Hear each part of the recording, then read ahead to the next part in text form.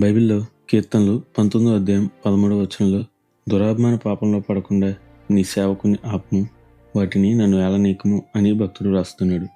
అవును కదా, ఒక్కొక్కసారి మనం దేవుడు కృప చూపే వరకు అణగిమణిగి ఉంటాం. కానీ దేవుడు కృప చూపి హెచ్చించగానే గర్వించి చెడిపోతాం.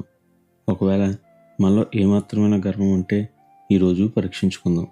వినండి, ఈరోజు దేవుడు మీతోనే మాట్లాడుతున్నాడు. మరి ఈ రోజును దేవుని వాగ్దానంతో ప్రారంభిద్దామా?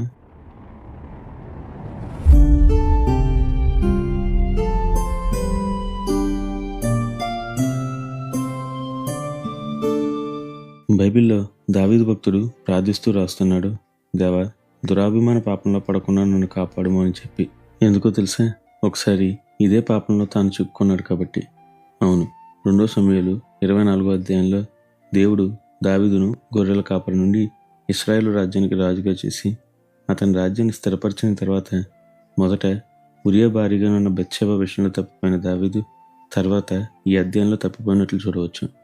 ఈ అధ్యాయం ప్రారంభంలో అపవాది ప్రేరణకు లోనైన దావీదు తన రాజ్యంలో ఉన్న జనాలు లెక్క చూడాలి అనే ఆలోచనలో చిక్కుకుంటాడు. లెక్క చూడడంలో తప్పేముంది అనుకుంటాం. అయితే వినండి, దావీదు అసలైన ఆలోచన తన సైన్యం యొక్క బలాన్ని బట్టి గర్వించాలనే ఆశ. అప్పటికి యోవాబు చెప్పడానికి ప్రయత్నించిన మాట వెనుక గర్వంతో ఆజ్ఞ ఇచ్చిన దావీదు యోవాబు లెక్క చెప్పగానే భయంతో గజగల్లాడాడు. కానీ అప్పటికే అతడు తన గర్వాన్ని బట్టి దేవుని కోపం పుట్టించి దానికి శిక్షణ పొందుకుంటాడు. అయినా కనికరం గల దేవుడు దావీదు తప్పును క్షమించి అతనికి మరలా అవకాశం ఇచ్చాడు.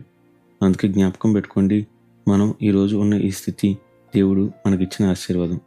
మనకున్నదంతా ఆయన కృపాబాహుల్యం. కాబట్టి అతిశయించవలసి వస్తే అది దేవుని బట్టే కావాలి, కానీ మరేదీ కాకూడదు. ఎందుకంటే ఆయన మాత్రమే నిరంతరం స్తోత్రార్హుడు. అవును, అందుకే నిత్యం ఘనత మహిమ ప్రభావములు యేసుక్రీస్తు నామమునకే కలుగునుగాక. ఆమేన్. హల్లెలూయా.